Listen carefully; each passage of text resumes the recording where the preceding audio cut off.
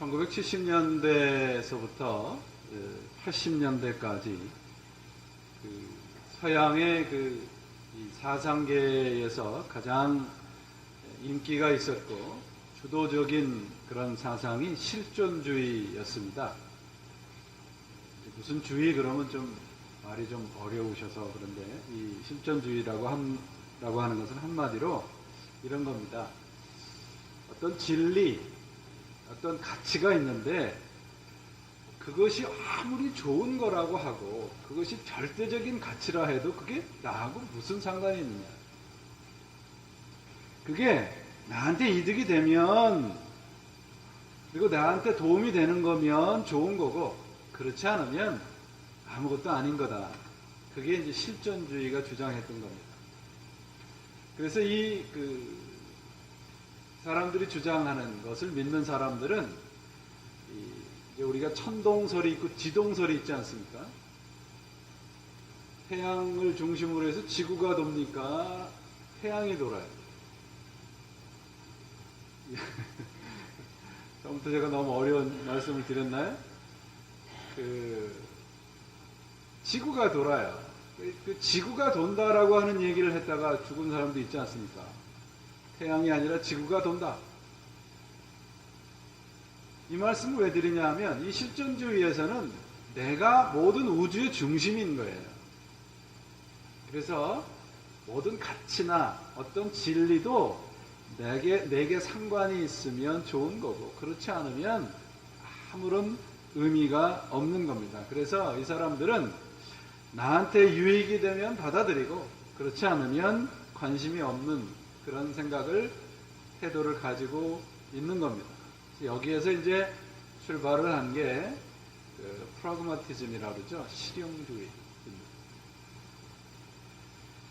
기독교 신앙, 우리가 기독교 신앙을 가지고 있는데 여기에 이제 기독교 신앙에 적용을 해보면 성경과 하나님이 절대적인 기준이 돼서 나를 하나님에게 맞추는 것이 신앙이라고 말을 하는데 그런 것이 아니라 하나님을 나에게 맞추는 것이 실존주의인 거예요.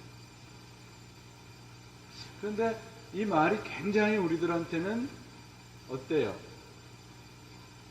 포밀리어하지 않습니까? 오늘날 기복주의 신앙이나 성공과 형통을 주장하는 신앙들이 바로 그런 거예요.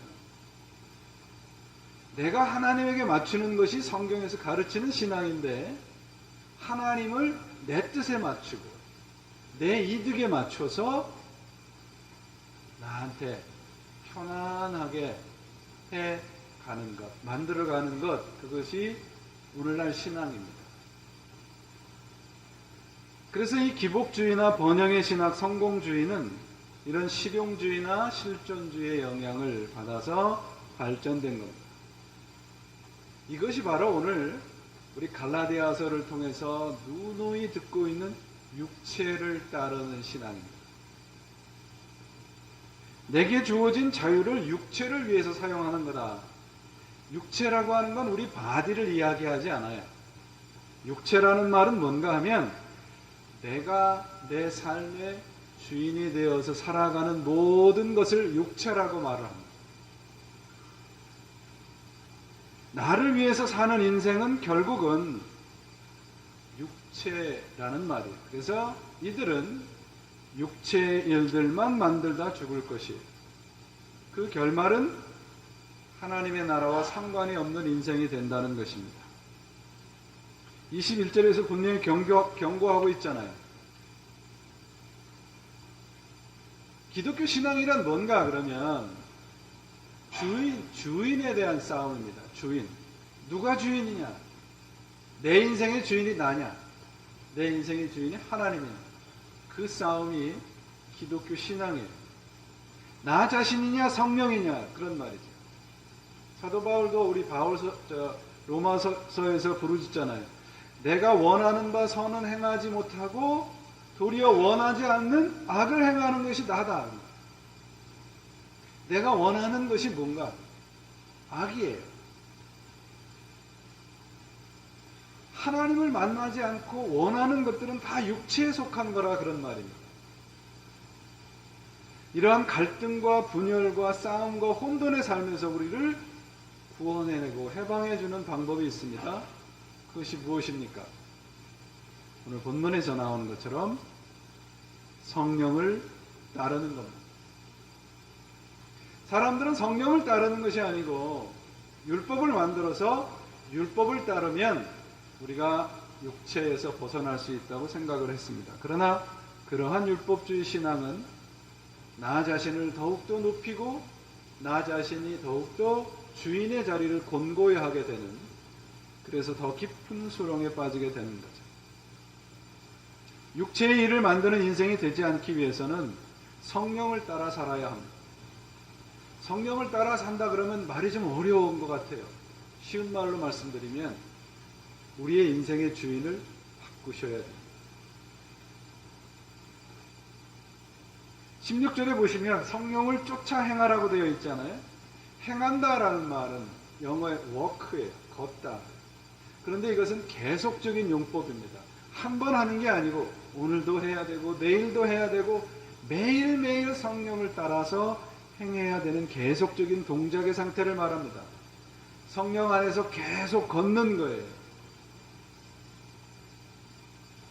바울은 여기서 자유를 누리는 삶이 뭐냐?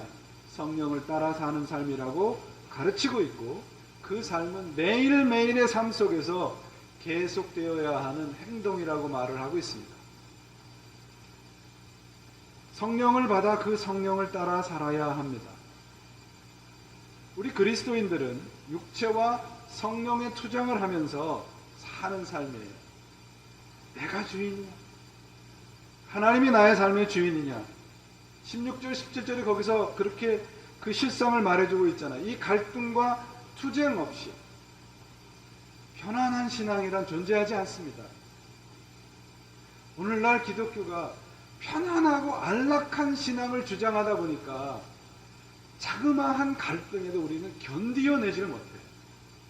그런데 여러분, 내가 내 삶의 주인인데 하나님이 내 삶의 주인이라고 말씀하시는데 그게 쉽게 바뀌어지겠느냐고요.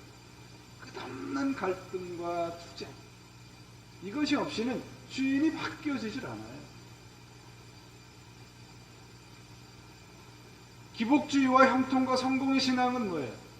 그런 갈등할 필요 없어. 여전히 네 삶의 주인은 너야. 필요할 때 하나님 잠시 빌려다가 이용하면 되는 거예요. 직접적으로 이렇게 이야기하진 않지만 그 밑바닥에 깔린 본질은 그런 거라, 그런 말이에요.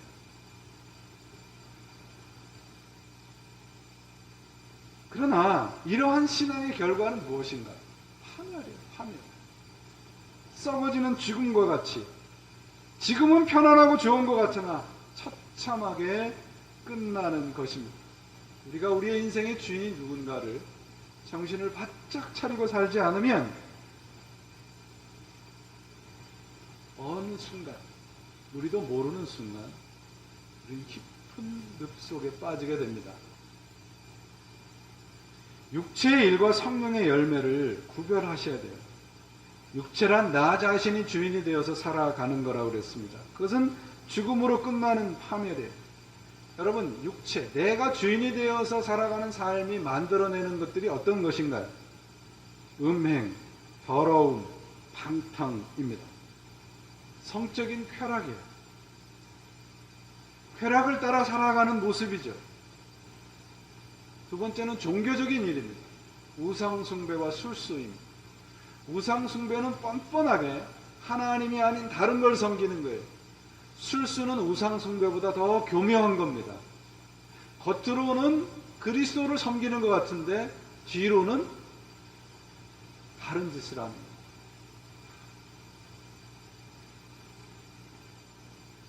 육체적인 일에, 우리 육체가 만드는 일에 종교적인 일이 포함되어 있다는 게 놀랍지 않으세요?